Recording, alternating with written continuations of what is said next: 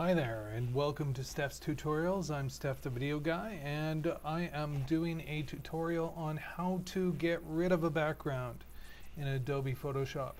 Now, you can't really get rid of a background. What you could do is delete some of the pixels and have the file say that it's alpha. So, having said that, I will say, if you don't already have it, go and download Creative Suite 2 or at least Photoshop CS2. It is now a freeware program. So all you have to do is go to their website and let's see what the address is. Adobe.com, CFusion, entitlement, and just what did I think I typed in Google Adobe CS2 download freeware, and it came up.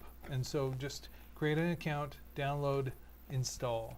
I've got CS3, but it's exactly the same process. So we're going to go through that now. Now, to get rid of a background, we're going to take a look at this file. Now, this is my my logo for my business. We can see it's 1500 by 700. So it's not huge, but when we're talking about using something in video or online, it's pretty big enough. So as we can see, the background in this has white in it. So that's no good. We want to be able to see past it. Say we want to put it into a something that we're editing, and so we need to be able to see through this white section. But we can't just get rid of it without a tool. So let's do that up. I'm going to right click, open with Adobe Photoshop CS3, allow it, and here we go. So CS3 looks like this, and it's really straightforward.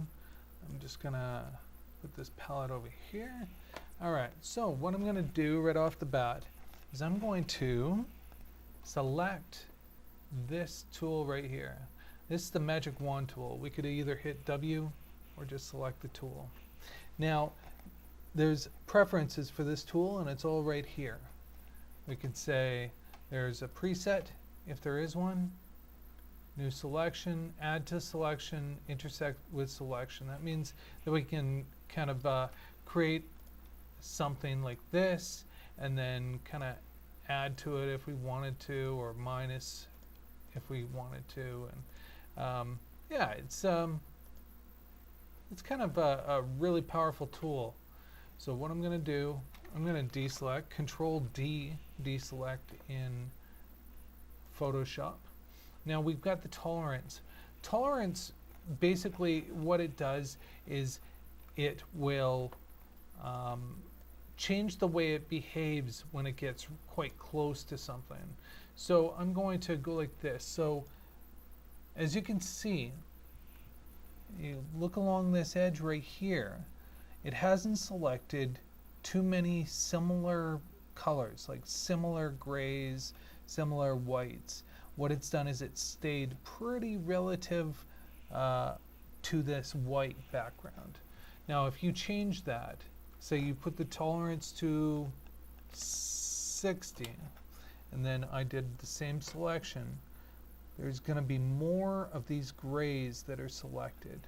I'm actually going to turn the tolerance down to 20, and now none of those whites, none of the grays should be selected. Anti-Alias, this is if you've got something with aliasing. This image doesn't have that. Contiguous, which means, I'll show you an example of that. I'll hit Control D, deselect again, and then I'll hit contiguous.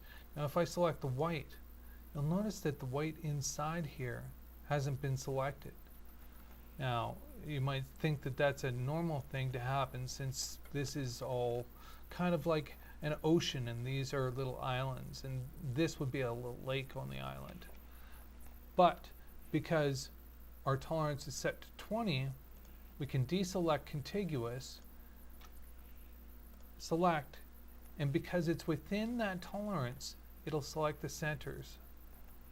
Now if you've got all sorts of weird pixels in there that are different colors, different shades, all sorts of stuff, it probably wouldn't do this. But most logos that you're dealing with already have this sort of thing set up for you.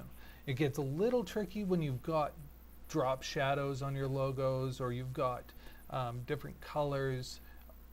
And see, I've got a somewhat shaded logo, and it doesn't have a problem with it. So let's deselect. We select the wand, select it, and this is selecting the background. Now what we want to do is, because we selected the background, let's go to the select palette, go to modify, and expand.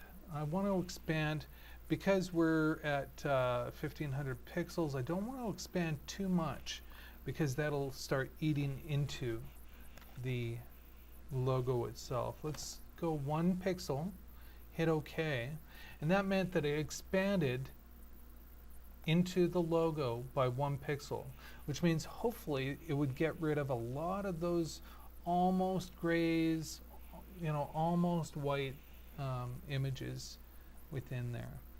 Okay, because we're still dealing with the exterior of the logo, we want to go select and then inverse. Now that is selected. As you'll notice, it's selected the inside of our logo, which is exactly what we want. I want to hit Control C, which copies that logo, Control V, which pastes that logo. You can also go up into Edit, Copy, Paste. You can see the shortcuts are right there. Okay, now I pasted that logo over top of the background. You'll see layer 1 showed up there. If I hit the button right here, bang, that shows us our logo without a background. Now, to save this, JPEGs don't allow for alpha backgrounds. Now this is what it's called when there's nothing in the background. It's called alpha. So it's got an alpha background. JPEGs don't allow us to save alphas. So what we want to do is we want to save it as a different format.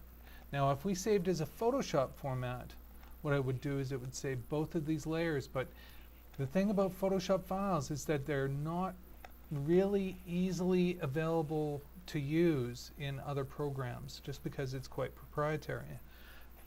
A program like Sony Vegas works really well with it, but there are a lot of programs, graphics programs, that just do not see the layers within a Photoshop file.